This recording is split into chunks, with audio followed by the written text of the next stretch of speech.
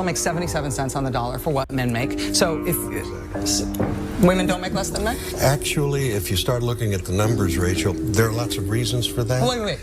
Tell her. The reasons are, do women make less than men for doing Actually, the same? no, because... Wow. Well, for example, men work an average of 44 hours a week. Women work 41 hours a week. Men go into professions like engineering, science, and math that earn more. Women want more flexible Listen, this is not a math is hard. Yes, it is. Yes, it is, actually. Right now, women are making 77 cents on the dollar for what men are making. So but that's not true. If so, let Rachel make her point. Every greedy businessman in America would hire only women, save 25%, and be hugely profitable. And I love how passionate you are. I wish you were as right about what you're saying as you are passionate about it. I really do. They interview Native Americans and they asked them to describe Thanksgiving in one word. Lies. Inaccurate. Atrocity. There was a massacre. Shouldn't we listen to them? Oh, sure, you can listen to them. It doesn't mean that that's what the holiday is. You can look at Veterans Day or Memorial Day. Well, there are horrible actions that were committed. Yeah, I feel the same way about those holidays as well. Oh, you do? I do. Same thing with 4th of July? Yes. Same thing with Christmas? Yeah. Ramadan? I'm Muslim, yep. Okay, because obviously slavery is still practiced across the Islamic world. So you believe...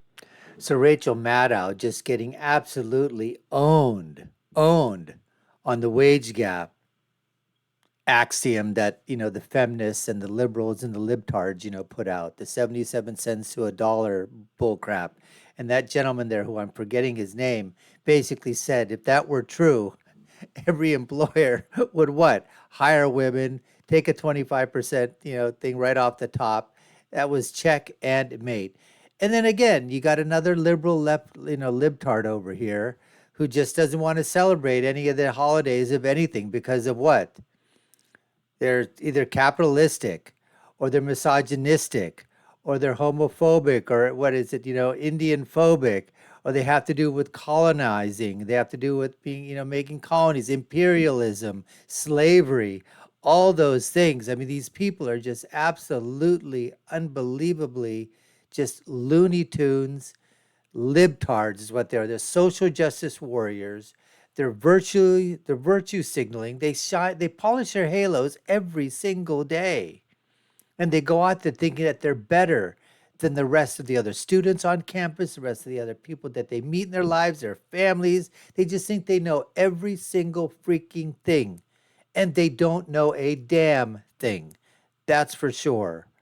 They're, whatever it is that they think, their knowledge of history is so warped, is looking through a lens that is so tainted that they don't even know that the stuff that their verbal diarrhea that's being emitted by these people is just absolutely putrid, and nobody wants to listen to their crap. We're not celebrating war with Native Americans when we celebrate Thanksgiving. We're celebrating a moment of peace and unity because it shows that it can be done. So she has utilized both male and female names. Oh boy. Through all of our investigation to this point, talking with individuals, interviews, documents, Houston Police Department reports, she has been identified this entire time as female, she, her, and so we are identifying her as Genesee Moreno, Hispanic female. Is gay. Yeah, this is him. He's gay. I called up my dad and I said, hey, guess what? Your grandson, gay. Gay, gay, gay. My dad says you can't just say that your baby is gay before he gets a chance to tell us he's gay. And I go, whoa, whoa, whoa, whoa, whoa, whoa. Straight people do it all the time. Little baby boy is born. Oh, he's gonna be a heartbreaker. Little baby girl is born. Oh, you better lock her up when she turns 16. Clearly, people want their children to be straight. Well, my son is gay. Gay. Very gay. Very gay. Gay. First of all, I'm not a misogynist, because a misogynist is someone that puts down women. I exalt women to their rightful role. Women are supposed to be women, not men. And every time somebody says that a woman is equal to a man and does what a man could do, and you're actually abusing and denigrating women. Women have a unique purpose, and they're special. They're fearfully and wonderfully made by God. I support women. So I'm not a misogynist. I don't put down. You're putting down women by saying women can be men. You're putting down women by saying transgenders can be women. No, they can never be women. Women are special, and no man can just convert and say I'm a woman today. You're putting down women by saying that. Preach, brother, preach. So you're actually anti-women. I'm pro-woman. fathers, I'm pro-wives, and I'm pro-women. The Church of England has its first non-binary, openly non-binary priest, Bingo Allison, not sure if that was her born name, 36, her Christian name, is genderqueer and says God guided them to come out. Good morning and welcome to the Church of... Bingo is her name, oh. Bingo is her name, oh.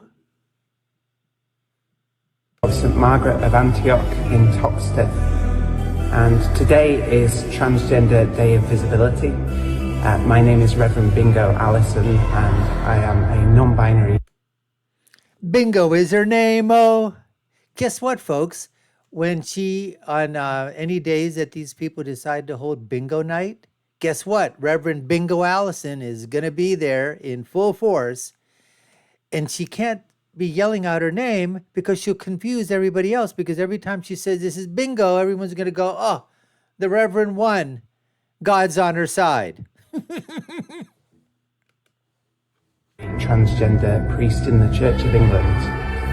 As part of our commemoration of Transgender Day of Visibility, we have a morning prayer service that we're going to read now. Most of the liturgy is either directly quoted from scripture or is written by myself. You wanted to show them the reason George Floyd got his neck nailed on.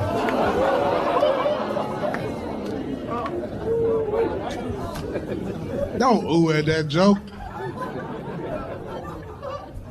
It's just a joke, man. I would have never kneeled on George Floyd's neck.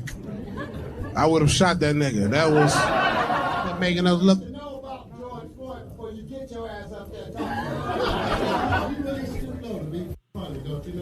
It's called comedy, nigga. How many more black fans I gotta hear that might leave?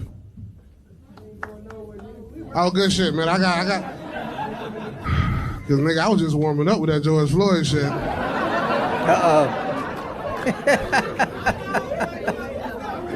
You ready to go? All right, baby. Okay. All right, you offended too, baby, with the braids? Right. You offended too? God damn, man, fuck. Y'all good? Or y'all about to...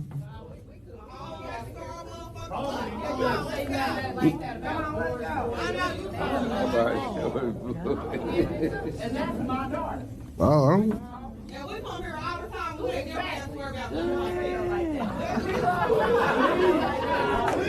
I like Kyle Rittenhouse too. I like Kyle Rittenhouse too. You too, bro? God damn, bro. Oh, but you fuck with me a little bit, right? See that? Yeah. Damn, one more guy. Damn, man. That nigga don't even want to go, but his ride leaving.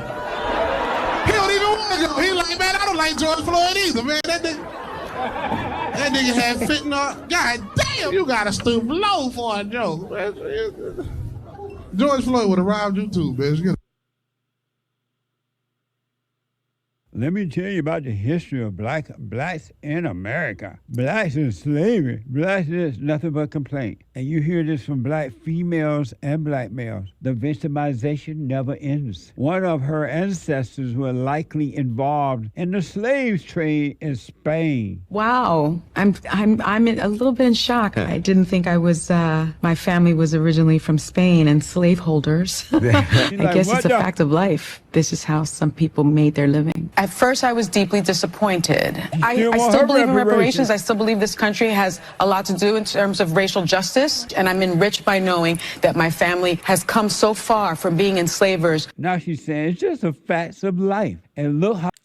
Talk about karma coming back to bite you in the arse. It couldn't have happened to a nicer person than Sonny. I'm a culture appropriator, name appropriator, Ascension Cummings Hostin. This is a woman who has culturally appropriated the black label. She has no blackness in her whatsoever. Didn't realize till she ran some type of a genealogy and found out that her family's from Spain. Her mother is white or, Caucasian. And she finds out that her family used to own slaves. But not only that, when they outlawed slavery in that country, they all left with their slaves to go to another country where they could continue the slave trade. And then she says, as you heard, I'm devastated, I would just, but then she thought about it and said, you know what?